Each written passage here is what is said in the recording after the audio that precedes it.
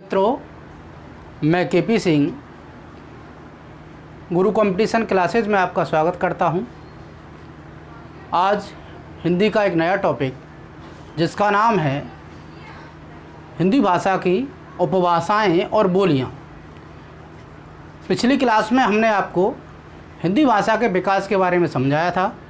उसके विषय में बताया था कि हिंदी शब्द की उत्पत्ति कैसे हुई, हिंदी शब्द कहाँ से निकला और हिंदी भाषा का विकास किन किन भाषाओं से होकर हुआ। आज हम हिंदी भाषा की उपभाषाएं और बोलियों पर चर्चा करेंगे। आपको मैंने कल ही हिंदी के टॉपिक में आपको क्लियर किया था कि हिंदी की 5 उपभाषाएं होती हैं और 18 बोलियां होती हैं। अब 5 उपभाषाएं कौन कौन सी होती हैं उसके लिए मैं आपको लगातार शॉर्ट ट्रिक भी प्रोवाइड करूंगा और बोलियों की भी शॉर्ट ट्रिक बताऊंगा। कौन सी उपभाषा में कौन सी बोली है उसकी भी शॉर्ट ट्रिक्स आपको साथ साथ बताता चलूँगा, जिससे आपको याद करने में आसानी हो। और आप वीडियो को अंत तक देखा करें, पूरी देखा करें, जिससे आपको समझ में आए और उसका आप पूरा लाभ उठा सकें। हिंदी भाषा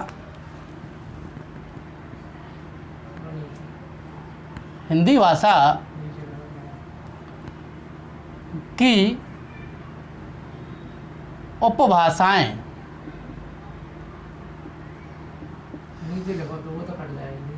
हिंदी भाषा की उपभाषाएं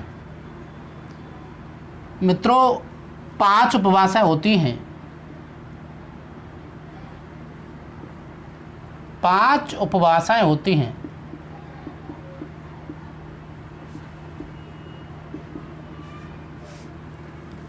कितनी उपभाषाएं होती हैं?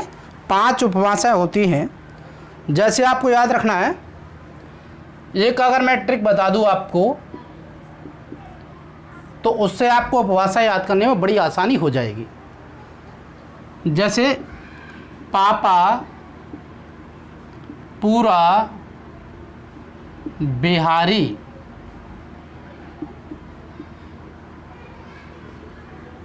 ये ट्रिक मैंने आपको बताई 5 उपभाषाओं की। देखिए, पापा पूरा बिहारी। अब आप देखेंगे कि पा से पश्चिमी, एक पा से पहाड़ी, पू से पूर्वी, रा से राजस्थानी, बिहारी से बिहारी। मित्रों, बड़ी आसानी से आप याद कर सकते हैं पापा पूरा बिहारी। और 5 उपभाषाएं हमने हिंदी की बड़ी आसानी से याद कर ली कि पा से पश्चिमी, पा से पहाड़ी, पू से पूर्वी, रा से राजस्थानी और बिहारी से बिहारी। अब हमको 5 उपभाषाएं पता चल गई। मैं आपको बीच में बताता चलूं, कल मैंने आपको बताया था भाषा के बारे में और आज उपभाषा और बोली, इन चीज़ों को क्लियर करता चलूं। मित्रों, आपको पता होना चाहिए कि बोली का क्षेत्र बहुत सीमित होता है। बोली का क्षेत्र बहुत सीमित होता है, इसमें कोई साहित्य की रचना नहीं होती है। और उपभाषा का क्षेत्र बोली से थोड़ा विस्तृत हो जाता है, उसमें साहित्य की रचनाएं भी की जाती हैं। उसमें एक उपभाषा की कई बोलियां हो सकती हैं। और भाषा का एक विशाल क्षेत्र होता है।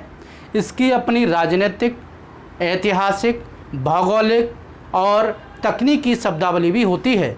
तो भाषा का क्षेत्र विस्तृत होता है शिक्षा के क्षेत्र में, तकनीकी के क्षेत्र में, और आप देखिएगा पढ़ाई के क्षेत्र में, या अन्य या विदेशी जो हमारी भाषा को सीखना चाहते हैं, जो विदेशी हिंदी को सीखना चाहते हैं, तो उनके लिए भी एक क्या होता है, जो भाषा होती है, ना कि वो उपभाषा या किसी बोली को सीखते हैं, वो क्या होता है, वो भाषा को सीखते हैं। तो भाषा का क्षेत्र विस्तृत होता है, उपभाषा से भी विशाल होता है। तो उपभाषा थोड़ा बोली से बड़ा क्षेत्र हो गया। उपभाषा में जो है साहित्य की रचना होती है, और भाषा का एक विशाल क्षेत्र होता है। इसकी अपनी, मैंने आपको बताया, शब्दावली होती है प्रॉपर, ठीक है, जिससे कोई अगर विदेशी हमारी जो है लैंग्वेज को सीखना चाहता है तो वो क्या सीखेगा, भाषा ही सीखेगा, ना कि उपभाषा सीखेगा। यानी उसकी अपनी ग्रामर भी होती है, व्याकरण भी होती है, भाषा की अपनी लिपि भी होती है। ये आपको याद रहे मित्रों, याद रखना कि हमारी हिंदी की 5 उपभाषाएँ होती हैं। 5 उपभाषाएँ मैंने आपको बता दी, पापा, पूरा, बिहारी, पश्चिमी, पहाड़ी, पूर्वी और राजस्थानी और बिहारी हिंदी। एक पॉइंट मैं आपको और बताना चाहता हूँ, जैसे आपने सुना होगा राजभाषा और राष्ट्रभाषा, ये शब्द बड़े आसानी से आपको मिल जाएंगे और पढ़े भी होंगे। आज से पहले आपने कई बार आपने पढ़े होंगे कि राजभाषा,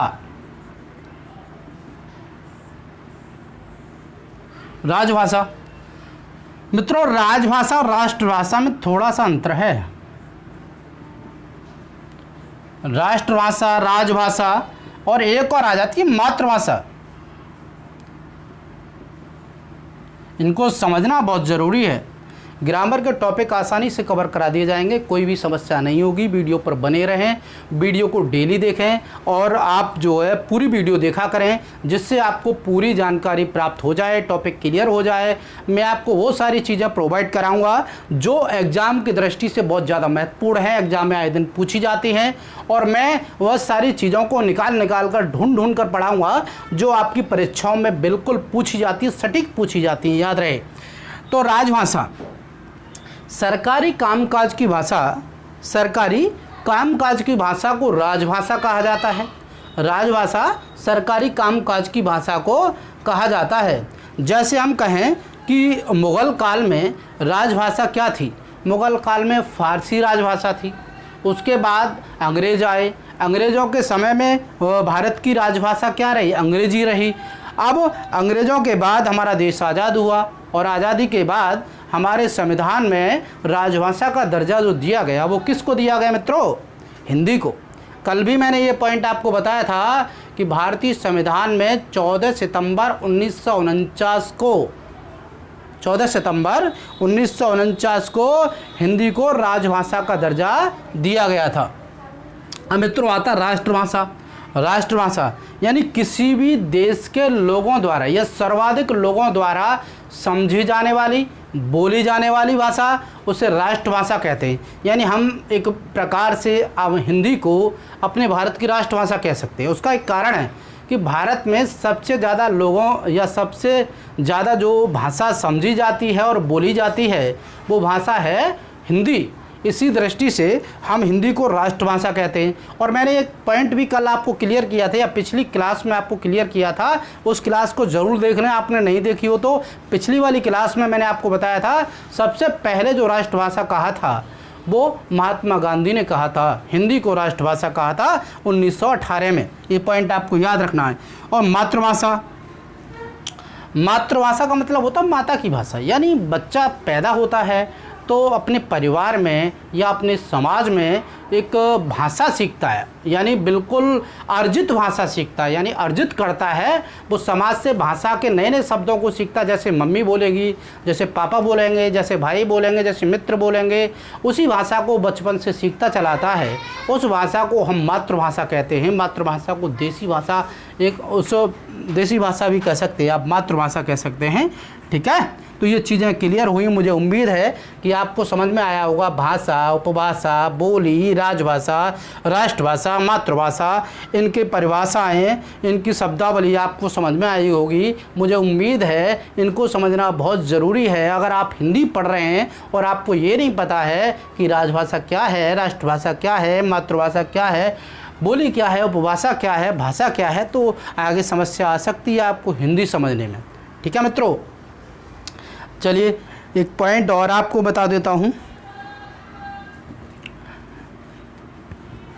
अब हम एक एक करके उपभाषाओं को क्लियर करेंगे। उपभाषाओं को क्लियर करेंगे। जैसे पहला मैंने आपको बताया पश्चिमी हिंदी, पहली उपभाषा है मित्रों पश्चिमी हिंदी। अब हम कहेंगे पश्चिमी हिंदी में कि बोलियां कौन कौन सी आती हैं।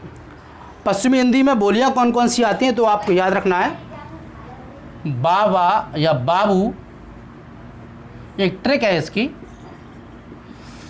बाबू कब खड़ी पश्चिम में।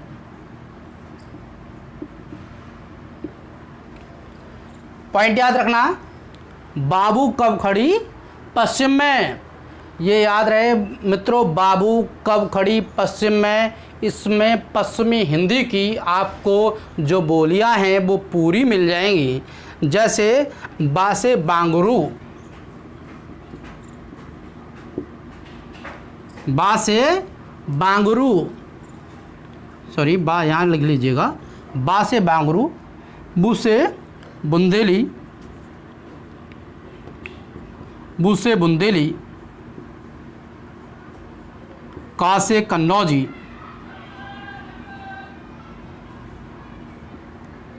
बा से ब्रजभाषा,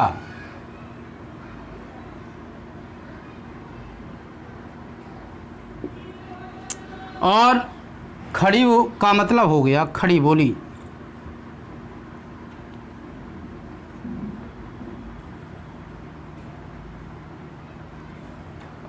मित्रों, अगर आपसे पूछा जाए कि पश्चिमी हिंदी जो उपभाषा है भाषा की, उसमें कितनी बोलियां हैं वैसे, तो मुख्य रूप से 5 हैं। कितनी हैं मित्रों? बांगरू, बुंदेली, कन्नौजी, ब्रजभाषा और खड़ी बोली।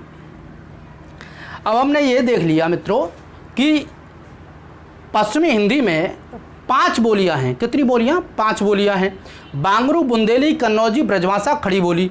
अब यहाँ से क्वेश्चन कैसे पुट आउट होगा, पहले तो ये देखिएगा इन बोलियों में से कौन सी इंपॉर्टेंट है। जैसे 2 बोलियों से बहुत ज़्यादा क्वेश्चन आते हैं। कौन कौन सी?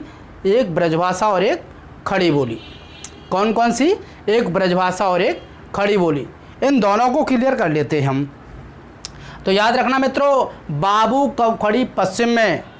मित्रों याद रहे तो बांगरू, बुंदेली, कन्नौजी, ब्रजभाषा, खड़ी बोली 5 बोलियां हैं पश्चिमी हिंदी की। इनको आपको भूलना नहीं है। उनमें से ब्रजभाषा और खड़ी बोली पर प्रकाश डालते हैं क्योंकि यहाँ से क्वेश्चन पूछे जाते हैं।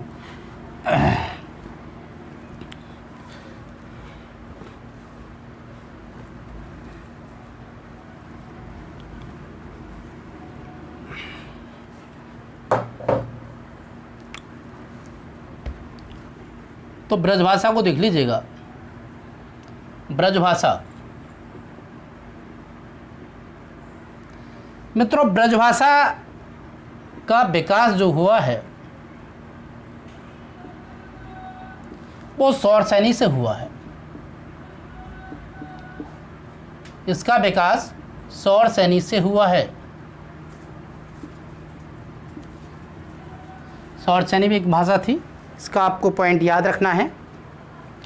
अगर एक पॉइंट याद रखें, साहित्य जगत में आधुनिक काल से पहले या आधुनिक काल से पूर्व ब्रजभाषा का ही बोलबाला था। आधुनिक काल से पूर्व ब्रजभाषा का ही बोलबाला था।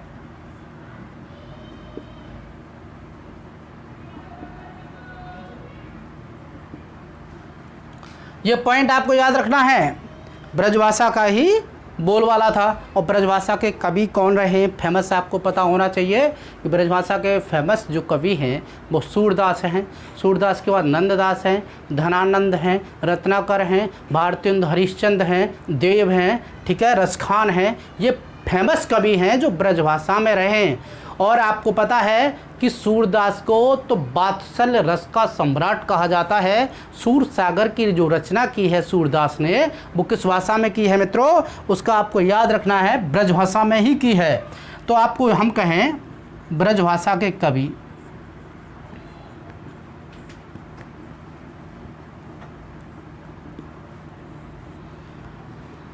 ब्रजभाषा के कवियों में आप देखेंगे सूरदास, नंददास, धनानंद, देव, रत्नाकर और देव रत्नाकर, रसखान आदि कवि हुए हैं जिन्होंने ब्रजभाषा का अपनी कविताओं में प्रयोग किया है। ब्रजभाषा के जाने माने कवि रहे हैं। अब हम सूरदास पे देखते हैं कि सूरदास ने लिखा सूरसागर। आपको पता है सूरसागर की भाषा ब्रजभाषा है। सूरदास को वात्सल्य सम्राट कहा जाता है। अगर यहाँ पॉइंट आप याद करना चाहते तो कर सकते हैं। सूरदास को वात्सल्य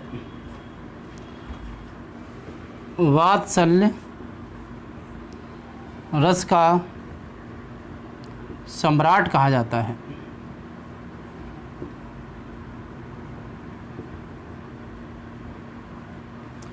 क्योंकि इन्होंने वात्सल्य रस में ज़्यादा लिखा है, वात्सल्य रस का प्रयोग उन्होंने ज़्यादा किया, यानी बाल लीलाओं को वर्णन, कृष्ण बाल लीलाओं को वर्णन सबसे ज़्यादा सूरदास ने किया है अपनी कविताओं में। सूरदास ने बाल लीलाओं का वर्णन किया है। ठीक है, बाद बाकी ये घनानंद, नंददास, देव, रत्नाकर, रसखान आदि कवि ये भी ब्रजभाषा के हुए हैं। इस पॉइंट को आपको याद रखना। ठीक है, ब्रजभाषा का जो विकास हुआ है शौरसेनी से हुआ है। साहित्य जगत में आधुनिक काल से पूर्व ब्रजभाषा को ही या ब्रजभाषा का ही बोलबाला था। ब्रजभाषा के कवि सूरदास, नंददास, धनानंद, देव, रत्नाकर, रसखान आदि हुए हैं। सूरदास की फेमस जो रचना है वो कौन सी है? सूरसागर है। इनकी रचना साहित्य लहरी और सूरसारावली ये रचनाएं भी सूरदास की हैं। इस पॉइंट को आपको याद रखें। ठीक है मित्रों, याद रखना।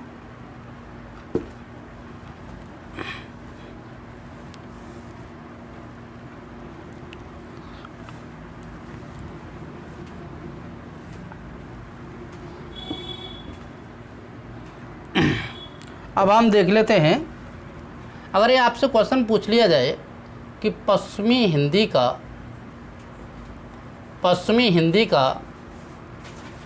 वास्तविक प्रतिनिधित्व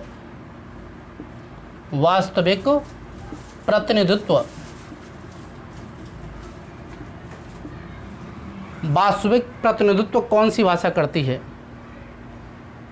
प्रतिनिधित्व कौन सी भाषा करती है?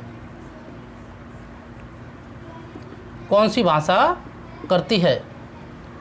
तो मित्रों आपका जवाब होना चाहिए ब्रजभाषा। ब्रजभाषा ही है। एक और पॉइंट आता है, ब्रजभाषा के क्षेत्र कभी कभी पूछे जाते हैं। ब्रजभाषा के क्षेत्र आपको याद रखना है। ब्रजभाषा के क्षेत्र कभी कभी आ जाते हैं मित्रों कि ब्रजभाषा कौन कौन से क्षेत्र में बोली जाती है। तो ब्रजभाषा जैसे मथुरा है, आगरा है, अलीगढ़ है आपका, और इधर बदायूं है, बरेली है, और पॉइंट आपका अलीगढ़ है, ये आपके आ जाते हैं। जैसे आपका मथुरा, आगरा, बदायूं, बरेली,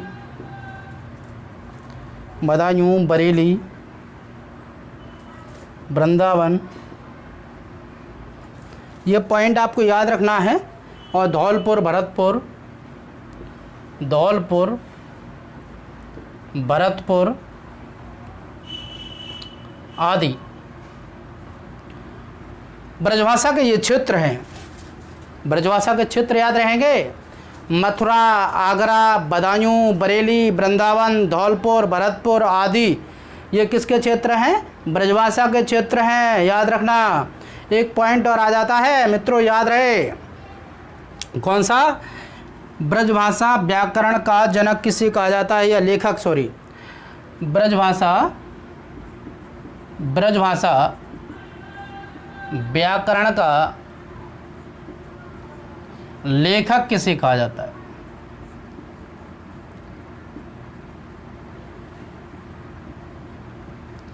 ये पॉइंट ऐसे हैं जो परीक्षाओं में पूछे जाते हैं। ब्रजभाषा व्याकरण का लेखक किसे कहा जाता है मित्रों? मिर्ज़ा खां को कहा जाता है। किसको कहा जाता है मित्रों? मिर्ज़ा खां को कहा जाता है।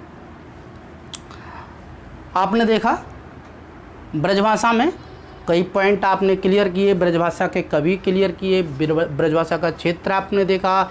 आधुनिक या हम कहें हिंदी साहित्य में आधुनिक काल से पूर्व किस भाषा का बोलबाला था, तो आप देखेंगे किसका? ब्रजभाषा का बोलबाला था। और ब्रजभाषा व्याकरण का लेखक किसे माना जाता है? तो वो मिर्ज़ा खां को माना जाता है मित्रों। ठीक है, याद कर लेना मित्रों, भूलना मत, तैयारी करते रहें। और तैयारी करने से पहले मेरी 2 चीज़ें ज़रूर याद रखें। आप लक्ष्य तय करें और दिशा निर्धारित करें, ये बहुत ज़रूरी है। आप क्या करें? 2 चीज़ें तैयारी के साथ साथ याद रहे। तैयारी के साथ आपका लक्ष्य और दिशा, ये दोनों चीज़ें तैयार होनी चाहिए। हमारा पढ़ाई में मन नहीं लगता है, उसका कारण क्या है कि हमारा लक्ष्य है वो तय नहीं है। हमारा लक्ष्य तय नहीं है, और अगर हम लक्ष्य तय कर लेते हैं तो कभी कभी हमें दिशा सही नहीं मिलती है, दिशा से भटक जाते हैं। मान लीजिएगा आपने लक्ष्य तय कर लिया दिल्ली जाने का, और आप दिल्ली जा रहे हैं। आपको टारगेट तो बना लिया कि दिल्ली जाना है, लेकिन आपको रास्ता पता नहीं है, दिशा पता नहीं है, तो कैसे जाएंगे आप? तो लक्ष्य भी पता होना चाहिए, दिशा भी पता होना चाहिए। जैसे हम किसी नौकरी की तैयारी कर रहे हैं, आप गवर्नमेंट जॉब की तैयारी कर रहे हैं, तो उससे पहले आपको टारगेट बनाना है कि मुझे किस गवर्नमेंट जॉब की तैयारी करनी है, उसका सिलेबस क्या होता है, सिलेबस के सोर्स क्या हैं, कौन से टीचर अच्छा पढ़ाते हैं, ऑथेंटिक पढ़ाते हैं, मुझे किससे पढ़ना है, ये आपको तय करना है। आपने लक्ष्य तय किया, बड़ी अच्छी बात। आपने दिशा तय की, और अच्छी बात। दिशा के साथ साथ उस पर चलना है। जैसे आपको पता होगा कि 40-45 मिनट की वीडियो आप पूरी नहीं देखते हैं तो आपका मतलब लक्ष्य नहीं है आपका तय, आपकी रुचि नहीं है। और रुचि नहीं होती है, लक्ष्य नहीं होता है, तो हमें वीडियो बहुत बड़ी लगती हैं। इसीलिए कोई भी टॉपिक आपको अगर लंबे समय में कंप्लीट हो रहा है तो उसे पूरा देखें, क्योंकि आपका लक्ष्य है, दिशा है आपकी अच्छी, तो मुझे उम्मीद है आपको निश्चित तौर से कामयाबी मिलेगी। और लक्ष्य तो आपको बनाना ही पड़ेगा मित्रों। आप देखते हैं, मैंने आपको बताया था कि ब्रजभाषा और ब्रजभाषा के बाद हम खड़ी बोली पर प्रकाश डाल लेते हैं। खड़ी बोली, खड़ी बोली का प्रथम कवि किसे माना जाता है? ये परीक्षाओं में पूछा जाता है। खड़ी बोली का प्रथम कवि अमीर खुसरो को माना जाता है। किसको माना जाता है मित्रों? अमीर खुसरो को माना जाता है। अमीर खुसरो का जन्म आपको पता होना चाहिए 1253 में पटियाली में हुआ था। 1253 में पटियाली में हुआ था। अमीर खुसरो ने 7 शासकों का जो है शासनकाल देखा था। अमीर खुसरो की 3 शादियां हुई थी, 12 संतानें हुई थी। अमीर खुसरो ने कव्वाली और गिटार जो आप बताते हैं सितार, उसका आविष्कार किया था। तबला का आविष्कार भी अमीर खुसरो ने किया था। तूतीय हिंद भी अमीर खुसरो को कहा जाता है मित्रों, याद रखना। खड़ी बोली, आप यहाँ से पहला पॉइंट बनता है, खड़ी बोली का प्रथम कवि। खड़ी बोली का प्रथम कवि किसे माना जाएगा? तो आपका जवाब होगा अमीर खुसरो। किसको माना जाएगा मित्रों? अमीर खुसरो।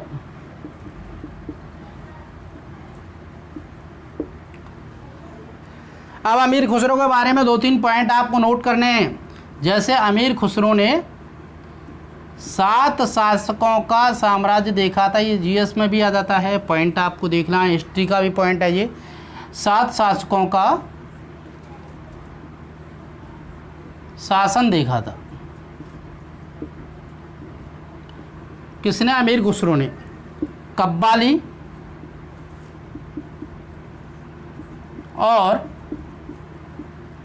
कव्वाली और सितार,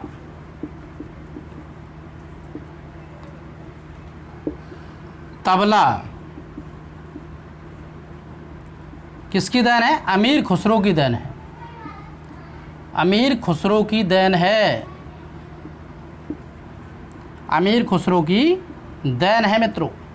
ये पॉइंट A to Z है। आप अनसॉल्व्ड पेपर पुराने पेपरों को उठा के देखें, जो परीक्षाओं में आए पेपरों को उठा के देखें तो आपको क्वेश्चन मिलेंगे। जीएस में भी पॉइंट ये मिल जाएगा और हिंदी में तो आपको मिलेगा ही मिलेगा। जैसे तबला, कव्वाली, सितार और किसने आविष्कार किया था? अमीर खुसरो ने। अमीर खुसरो का जन्म यहाँ पर देख लेते हैं, ये पॉइंट आ गया है तो मैं समझा देता हूँ। अमीर खुसरो का जन्म 1253 में या 1253 ईस्वी में पटियाली में हुआ था। पटियाली में हुआ था। कहाँ हुआ था मित्रों? पटियाली में हुआ था। अब पटियाली कहाँ है? कासगंज में, वर्तमान में यूपी का एक ज़िला है कासगंज, यानी उत्तर प्रदेश का एक ज़िला है कासगंज, वहाँ पटियाली पड़ता है। 1253 ईस्वी में जो है इसका जन्म हुआ था। अब इसकी रचनाएं कभी कभी आ जाती हैं कि अमीर खुसरो की रचना कौन सी है। आपने देखा कि खड़ी बोली का प्रथम कवि किसे माना जाता है मित्रों? तो आपने अमीर खुसरो को याद कर लिया। अमीर खुसरो ने 7 शासकों का साम्राज्य देखा था। कव्वाली, सितार, तबला अमीर खुसरो की देन है। और अमीर खुसरो का जन्म 1253 ईस्वी में पटियाली में हुआ था। और पटियाली कहाँ पड़ता है मित्रों? कासगंज, यानी कासगंज एक ज़िला है कहाँ का? उत्तर प्रदेश का। एक और आपको पॉइंट यहाँ याद रखना है, याद रहे कि तूतीय हिंद या तोताए हिंद या हिंद का तोता किसे कहा जाता है? हिंद का तोता किसे कहा जाता है?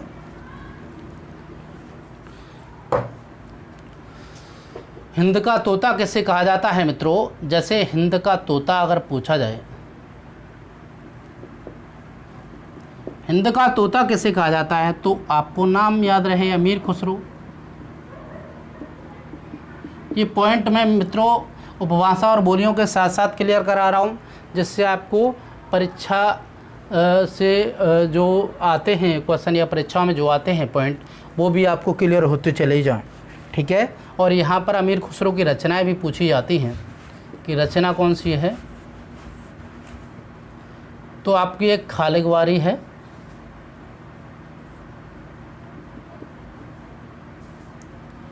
एक है खालिगवारी और हालात ए कन्हैया, हालात ए कन्हैया, हालात ए कन्हैया, और एक नजराना ए हिंदी, नजराना ए हिंदी।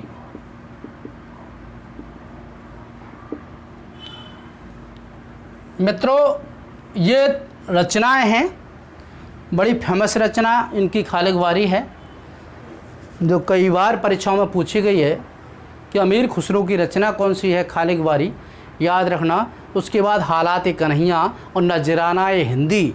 तो हमने खड़ी बोली का प्रथम कवि किसे बताया? अमीर खुसरो को। और अमीर खुसरो के बारे में हमने कई पॉइंट याद किए, कई पॉइंट बताए जो परीक्षाओं में आए दिन पूछे जाते हैं। ठीक है। हिंद का तोता किसे कहा जाता है? अमीर खुसरो को।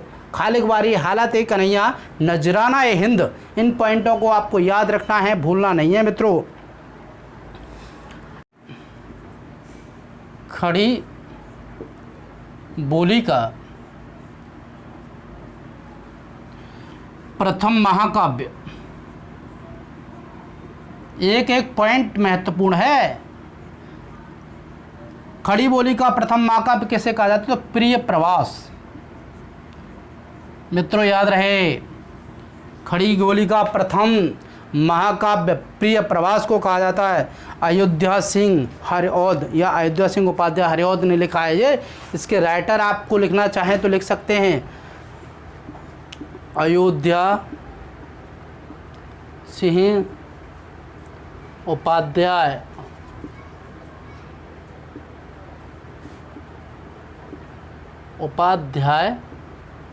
हरिऔध। अगर आपसे एक और पॉइंट पूछा जाए कि खड़ी बोली का लोकप्रिय कवि किसे माना जाता है, तो यही पॉइंट हो जाएगा, अयोध्या सिंह उपाध्याय हरिऔध। खड़ी बोली का लोकप्रिय कवि, खड़ी बोली का लोकप्रिय कवि, खड़ी बोली का लोकप्रिय कवि। मित्रों देखो कितने अच्छे पॉइंट हैं, देखो याद करेंगे तो आपको बड़ा ही अच्छा लगेगा, आनंद आएगा। मन से पढ़ेंगे, नोट्स बनाएंगे, कॉपी लेकर पढ़ेंगे, बहुत ही अच्छा लगेगा। आपको ऐसा फील होगा कि हम क्लास में पढ़ रहे हैं। जो चीज़ें आपको क्लास में मिलती हैं, ऑफलाइन क्लासों में मिलती हैं, उससे अच्छा आपको यहाँ पर प्रोवाइड किया जाएगा। आप फील करेंगे कि वास्तविक चीज़ें आपको ऑथेंटिक दी जा रही हैं जो परीक्षाओं में आती हैं। अयोध्या सिंह उपाध्याय को खड़ी बोली का लोकप्रिय कवि भी माना जाता है। मित्रों एक पॉइंट और है कि खड़ी बोली का एक महत्वपूर्ण महाकाव्य है जिसका नाम है, एक और पॉइंट याद रहे, खड़ी बोली का महत्वपूर्ण महाकाव्य, इसका नाम है कमायनी। याद है नहीं है मित्रों? याद होगा, कमायनी का नाम तो आपने सुना होगा। कमायनी किसने लिखा है मित्रों? जयशंकर प्रसाद। जयशंकर प्रसाद ने ही लिखा है ये, जयशंकर प्रसाद। जयशंकर प्रसाद की रचनाएं पूछी जाती हैं, आंसू, झरना, कंकाल, ये सब किसकी रचना है? जयशंकर प्रसाद की।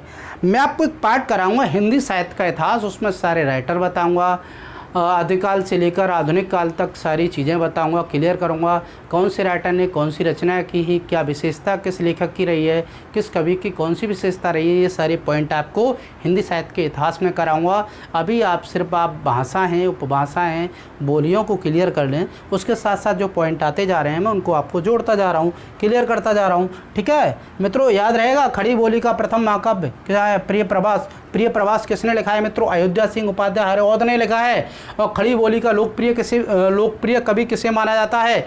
तो भी आपको अयोध्या सिंह उपाध्याय हरिऔध को याद रखना है। खड़ी बोली का महत्वपूर्ण महाकाव्य किसे माना जाता है? कमायनी। कमायनी किसने लिखा है मित्रों? जयशंकर प्रसाद ने लिखा है। ये याद कर लेना और नोट कर लेना, भूलना नहीं है मित्रों। प्रिय प्रवास का कभी कभी काल पूछा जाता है, टाइम टेबल पूछा जाए तो टाइम टेबल आपको याद रखना है कि इसकी रचना 1909 से 1913 के बीच में हुई। किसकी रचना? प्रिय प्रवास की रचना मित्रों 1909 से लेकर 1913 में हुई है। अब ये पॉइंट इतने इम्पोर्टेंट हैं, इतने महत्वपूर्ण हैं कि यदि आप इनको नोट करेंगे, नोट्स बनाएंगे और अपनी कॉपी पर नोट करते जाएंगे और तो आप इनको रिवीजन करेंगे, कभी नहीं भूलेंगे इनको और ये परीक्षाओं में आपको काम देंगे। ठीक है, मैंने कल भी बताया था हिंदी एक बड़ा रुचिकर सब्जेक्ट है। आप इसे मन से पढ़ेंगे तो बड़ा आनंद आएगा इसमें। पहले तो समय कम लगेगा आपको, मैंने ये कल पॉइंट आपको बताया था, पिछली कक्षा में आपको बताया था कि आपको कम समय लगेगा और आसानी से इसमें मार्क्स आप ले सकते हैं। जैसे आप यूपीएससी का पेपर देते हैं, 400 नंबर का पेपर आएगा, 400 में 100 नंबर की हिंदी आएगी। मान लीजिएगा किसी स्टूडेंट का मैथ कमज़ोर है तो वो कम से कम अपना स्कोर हिंदी में तो कर सकता है। मान लीजिएगा लेखपाल की वैकेंसी आएंगी, उसमें भी 25% हिंदी आएगी। कोई एक सब्जेक्ट कमज़ोर है तो आप दूसरे सब्जेक्ट में आप स्कोरिंग कर सकते हैं या नहीं कर सकते हैं मित्रों। तो इसीलिए आपको हिंदी को कम जो है वरीयता नहीं देनी है, अच्छा प्रायोरिटी देनी है, इसको अच्छा टाइम देना है, नोट्स बनाना है, बढ़िया से तैयारी करनी है, क्योंकि यही वो सब्जेक्ट है जो आपको कम समय में कंप्लीट हो जाएगा और कम मेहनत में आपको ज़्यादा से ज़्यादा नंबर दिलाएगा। ये मेरा दावा है और ये मैं गारंटी के साथ कह सकता हूँ कि आपको कोई भी किताब नहीं पढ़नी पड़ेगी, कोई भी किताब पढ़ने की आवश्यकता नहीं है, कोई भी बुक पढ़ने की आवश्यकता नहीं पड़ेगी। सिर्फ आप लगातार क्लास लेते रहें और नोट्स बनाते रहें। ये मेरा दावा है कि आपको जो पूरा पेपर है किसी भी एग्ज़ाम का, वनडे एग्ज़ाम का पूरा पेपर हिंदी का यहीं से मिलेगा और आपको भरोसा करना पड़ेगा, लगातार वीडियो देखनी पड़ेंगी। ये मैं आपको भरोसा दिलाता हूँ। याद रहे तो याद करना मित्रों। अगली बोली पर आते हैं, अगली उपभाषा पर आएंगे। अगली उपभाषा है मित्रों बिहारी,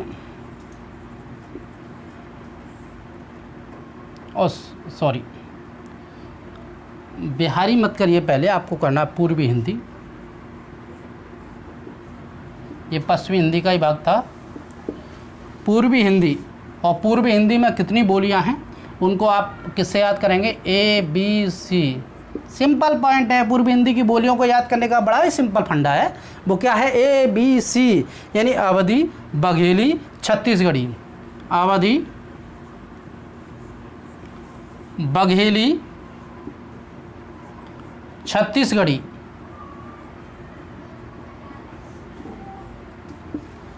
मित्रों कितना आसान तरीका है। पूर्वी हिंदी में कितनी बोलियां? 3। कैसे याद करेंगे? ए बी सी, बस सिंपल है। अवधी, बघेली, छत्तीसगढ़ी। और इसमें सबसे ज़्यादा जो क्वेश्चन पूछे जाते हैं वो अवधी से पूछे जाते हैं। किससे पूछे जाते हैं मित्रों? अवधी। यानी अवधी भाषा में आपने देखा कि तुलसीदास ने, किसने मित्रों? तुलसीदास ने रामचरितमानस लिखा। रामचरितमानस की रचना की। तुलसीदास का रामचरितमानस किस में लिखा हुआ है मित्रों? अवधी भाषा में लिखा हुआ है, याद रखना। और इधर मलिक मोहम्मद जायसी, नाम सुना है? मलिक मोहम्मद जायसी मित्रों, मलिक मोहम्मद जायसी ने पद्मावत की रचना भी,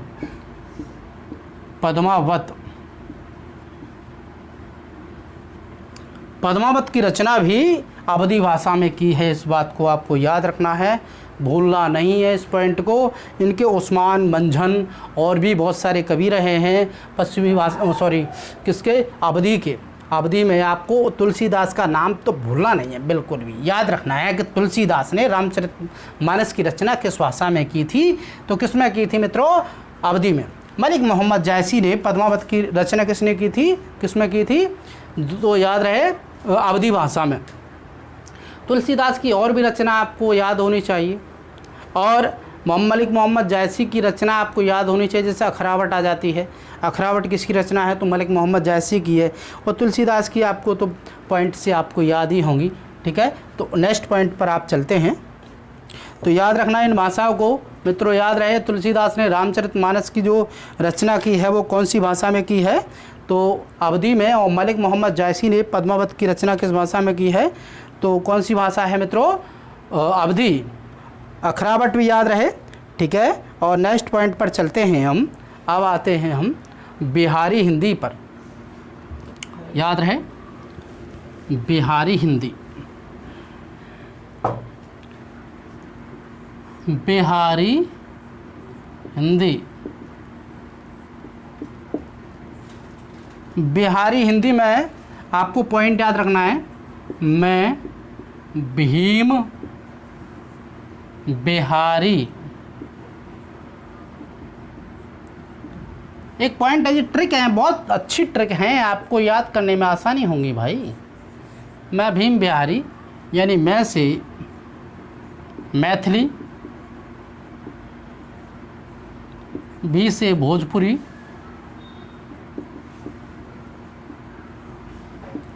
माँ से मगही। एक पॉइंट याद रखना, यहाँ से ये वाला पॉइंट यहाँ से पूछा जाता है कि मैथिली के प्रसिद्ध कवि किसे माना जाता है? और तो विद्यापति को माना जाता है। इस पॉइंट को याद रखना है। मैथिली का प्रसिद्ध कवि, मैथिली का प्रसिद्ध कवि किसे माना जाता है? विद्यापति को। विद्यापति ने पदावली जो लिखी है वो मैथिली भाषा में ही लिखी है, पॉइंट याद रखना है। विद्यापति ने पदावली की रचना जो की है वो मैथिली भाषा में ही की है। तो याद रहे कौन से पॉइंट याद रखना है? मैं भीम बिहारी, मैथिली, भोजपुरी और मगही। यानी मैथिली का प्रसिद्ध कवि किसे माना जाता है? विद्यापति को माना जाता है। विद्यापति के बारे में कल भी मैंने एक पॉइंट बताया था कि विद्यापति की रचना कीर्तिलता है। कीर्तिलता में अभाट्ट का उल्लेख मिलता है। ये पॉइंट मैंने कल आपको क्लियर किया था, ये याद रखना, ठीक है। तो याद रहेगा बिहारी हिंदी में मैं भीम बिहारी, मैथिली, भोजपुरी और मगही, और मैथिली का प्रसिद्ध कवि विद्यापति। याद रहेगा नहीं? याद कर लेना भाई। चलिए नेक्स्ट चलते हैं। नेक्स्ट है पहाड़ी, पहाड़ी हिंदी। पहाड़ी हिंदी को एक शॉर्ट ट्रिक में याद करेंगे, इतना ये इम्पोर्टेंट नहीं है, फिर भी मैं आपको बता देता हूँ। कोनेग, किसे याद करना है? कोनेग से याद करना है, यानी कुमायूनी, नेपाली और गढ़वाली, 3 बोलियाँ आती हैं। किस में आती हैं? पहाड़ी हिंदी में। जैसे कुमायूनी, नेपाली और गढ़वाली।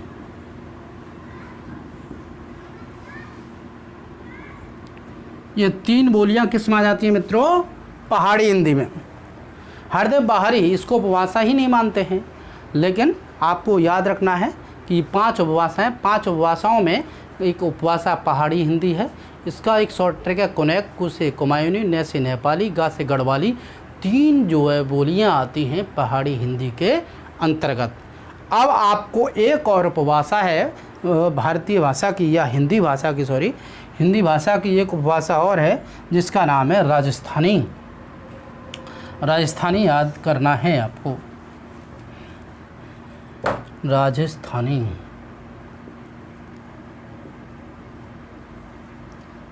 राजस्थानी हिंदी।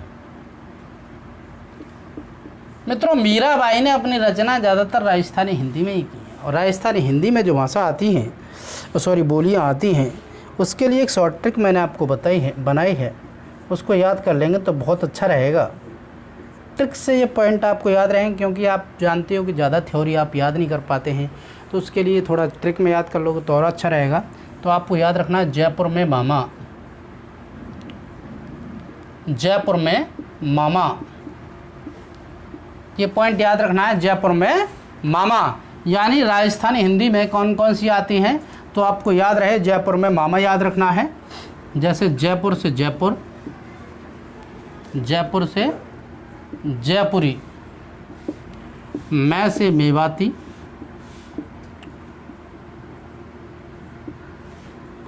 माँ से मारवाड़ी,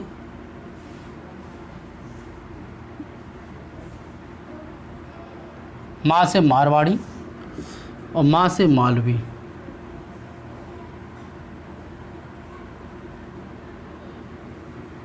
ठीक है मित्रों, आपको बोलियां पता चल गई कि कितनी बोलियां हैं किस भाषा में, राजस्थानी हिंदी में कितनी बोलियां? 4, जयपुरी, मेवाती, मारवाड़ी और मालवी।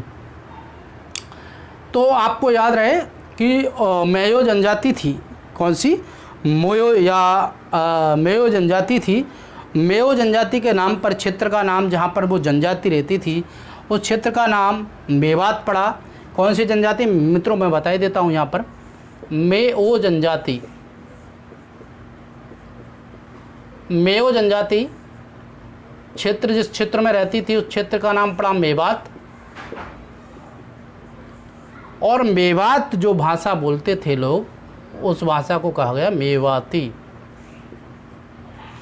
मेवाती, ये पॉइंट आपको याद रखना है। और आपसे पूछा जाए राजस्थानी हिंदी में सबसे महत्वपूर्ण या सबसे महत्वपूर्ण जो भाषा है वो कौन सी है, या बोली है वो कौन सी है, तो मारवाड़ी है। याद रहे, राजस्थानी हिंदी की सबसे महत्वपूर्ण बोली, राजस्थान हिंदी की सबसे महत्वपूर्ण बोली मारवाड़ी। कौन सी मित्रों? मारवाड़ी है। आपने अबुल फजल का नाम सुना होगा।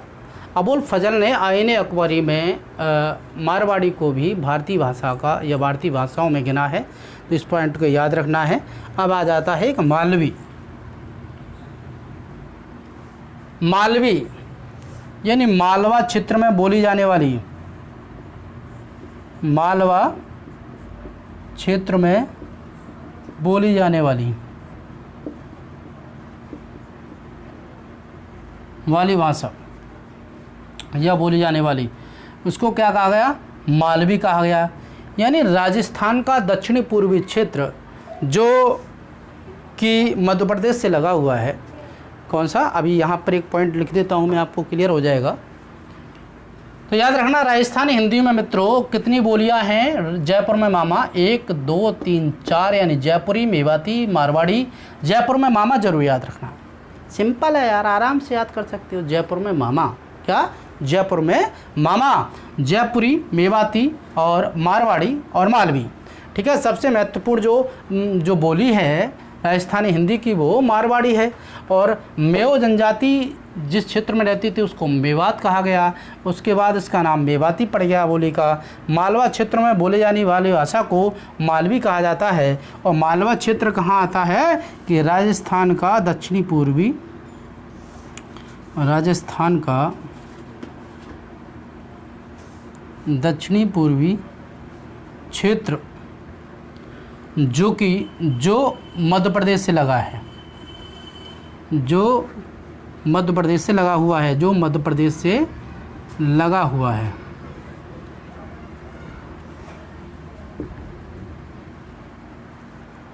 जो मध्य प्रदेश से लगा हुआ है।